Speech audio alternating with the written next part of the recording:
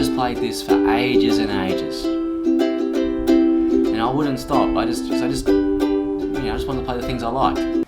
In this video, I want to share with you my 3 biggest mistakes I made when I was learning how to play the ukulele, and hopefully you watch this video and you don't make these mistakes either. So the first one I did was that I learnt with pretty bad posture. I learnt in a recliner or on a couch, so I was always leaning back and had my feet up. I was comfy, but it wasn't good for ukulele playing.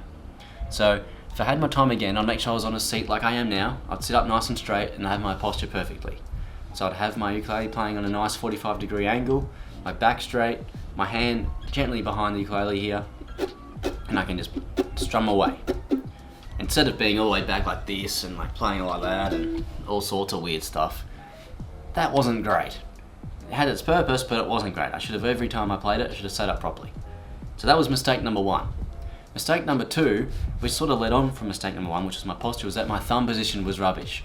I always had my thumb too far down and pushing way too hard against the fretboard here, against the ukulele neck. And when I was doing that, it made it very, very painful and very, very sore, which meant I didn't enjoy playing as much as I should have at times. Where if I was sitting properly and I had my thumb positioned properly, it can either go here or here. I know they looks very, very similar.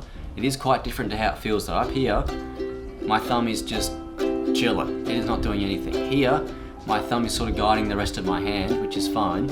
And then when I go to play bar chords, it becomes like that.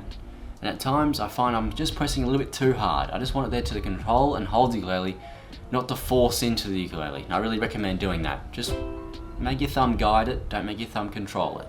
And the last mistake I made, which is the 3rd biggest mistake I made when I was playing ukulele, was that I played and practiced the same things every time. I never really varied it up.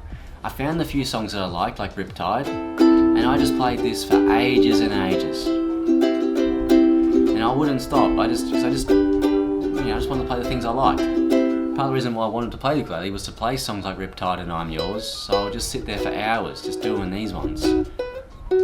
Which is good, it was fun, I enjoyed it, but it sort of held back my progression in the ukulele. And I guess the other song I used to play all the time was Pumped Up Kicks.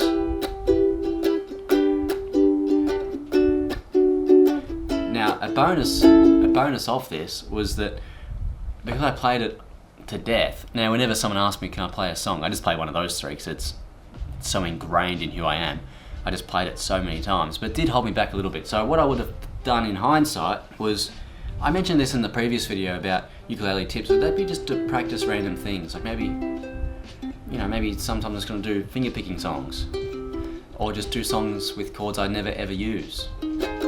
Now when you're starting, that's probably going to be a bar chord, so I would focus on bar chords.